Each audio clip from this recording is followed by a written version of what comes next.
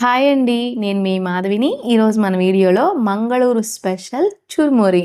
Just 5 నిమిషాల్లో simple and ఈజీగా చేసుకునే స్నాక్స్ అనమాట. టేస్ట్ చాలా బావుంటాయి. ఇది పిల్లల స్నాక్‌గానే కాదండి, మనం టీ టైమ్‌లో తినొచ్చు, జర్నీస్‌లో తినొచ్చు. చాలా సింపుల్‌గా చేసుకోవచ్చండి. టేస్ట్ మాత్రం చాలా బావుంటుంది. మీరు ఈ రెసిపీని చూసి అనుకుంటూ ఉంటారు, ఇది మనం చేసుకునే కారం బరువులే కదా! లేకపోతే ఎల్లిపాయ కారమే కదా! అలా అనుకుంటారేమో. కానీ అలా అనుకుంటే పొరపాటేనండి. చిన్న చిన్న మార్పులతో మంచి ఫ్లేవర్‌ఫుల్‌గా చాలా టేస్టీగా భలే ఉంటాయండి ఇవైతే మాత్రం. మీరొక్కసారి చేసి పెట్టుకున్నారనుకోండి 20 రోజులు హ్యాపీగా తినేయొచ్చు. మరి లేట్ చేయకుండా చురుమురి చేసేద్దాం రండి. ముందుగా ఒక కళాయి తీసుకొని 200 గ్రాముల బొరుగులండి. ఈ బొరుగులు ఫ్రెష్‌గా ఉన్నాయనుకోండి వీటిని వేయించాల్సిన అవసరం లేదు. అంటే కరకరలాడుతూ బావుంటే మాత్రం వేయించక్కర్లేదు.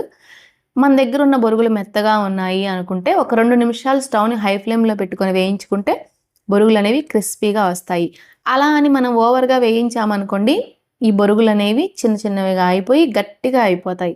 అందుకు కాబట్టి జస్ట్ ఒక 2 నిమిషాలు వేయించుకుంటే సరిపోతుంది. ఇలా వేయించుకున్నాం కదా! ఇప్పుడు ఈ బొరుగుల్ని వేరే బౌల్‌లోకి తీసుకుందాం. మనం ఇలా పట్టుకొని నలిపామంటే జస్ట్ ఇలా పొడి పొడి అయిపోవాలి. అప్పుడే మనకి బొరుగులనేవి కరెక్ట్‌గా వేగినట్లు లెక్క. ఇదే కళాయిలో ఒక 2 టేబుల్ స్పూన్లు ఆయిల్ వేసుకుందాం.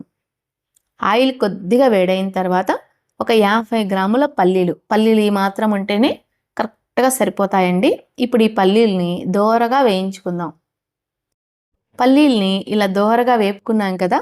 ఇందులోనే ఒక 30 గ్రాముల సన్నగా కట్ చేసిన ఎండు కొబ్బరి తరుగు, ఇందులోనే కొద్దిగా దంచిన 15 వెల్లుల్లి రెబ్బలు, అలాగే 30 గ్రాముల వేయించిన శనగపప్పు, అదేనండి మన పుట్నాల పప్పు, కట్ చేసిన 4 పచ్చిమిర్చి ముక్కల్ని వేసి స్టవ్‌ని లో ఫ్లేమ్‌లో పెట్టి నిదానంగా ఇలా కలుపుకుంటూ ఎర్రగా వేపుకుందాం.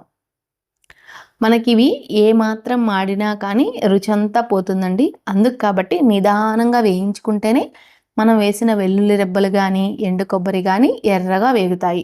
ఇలా ఎర్రగా వేయించుకున్నాం కదా! ఇప్పుడు గుప్పెడు నిండుగా ఫ్రెష్‌గా ఉన్న కరివేపాకు, పావు టేబుల్ స్పూన్ పసుపు, ఒక టేబుల్ స్పూన్ వేయించిన జీలకర్ర పొడి, పావు టేబుల్ స్పూన్ కారం, ఈ పోపుకి తగ్గట్టుగా ఒక పావు టేబుల్ స్పూన్ ఉప్పు వేసుకొని మరో నిమిషం పాటు వేయించుకుందాం. ఇలా వేయించుకున్నాం కదా!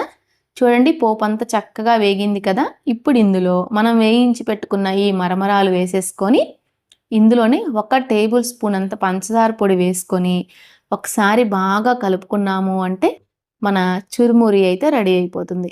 ఇది చేయడం చాలా సింపుల్ అండి. మనం ఈ ప్రాసెస్‌లో చేయడం వలన, మనం వేసిన పల్లీలకి గానీ, ఎండు కొబ్బరి, పుట్నాల పప్పు వీటన్నిటికి గూడా ఆ స్పైసెస్ గానీ, ఏదైనా ఆ ఫ్లేవర్ గానీ చక్కగా పట్టి, మన చురుమురి అనేది రుచిగా ఉంటుంది. ఇదేనండి ఈ చిన్న చిన్న మార్పులు అనేవి.